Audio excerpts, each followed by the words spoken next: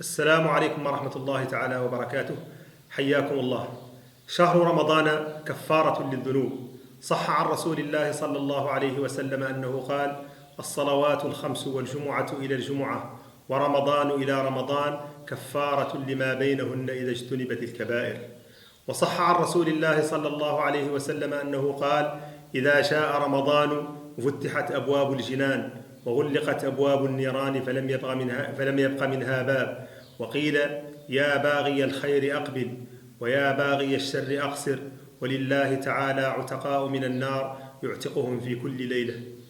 وهذا الشهر كفارة للذنوب، وما منا إلا ويعمل ذنوبا صباح مساء، فينبغي أن نغتنمه وأن نصومه حق الصيام الذي تصوم فيه الجوارح عما حرم الله عز وجل، وتصوم فيه الألسن عن الخوض وعن اللغو وعن الكلام فيما لا يرضي الله سبحانه وتعالى. قال صلى الله عليه وسلم: رب صائم ليس له من صيامه إلا الجوع والعطش، ورب قائم ليس له من قيامه إلا التعب. فهذا دليل على ماذا؟ دليل على أننا ينبغي أن نصوم رمضان وأن نصونه عن كل ما ينقص أجره. تقبل الله صيامنا وصيامكم، والسلام عليكم ورحمة الله.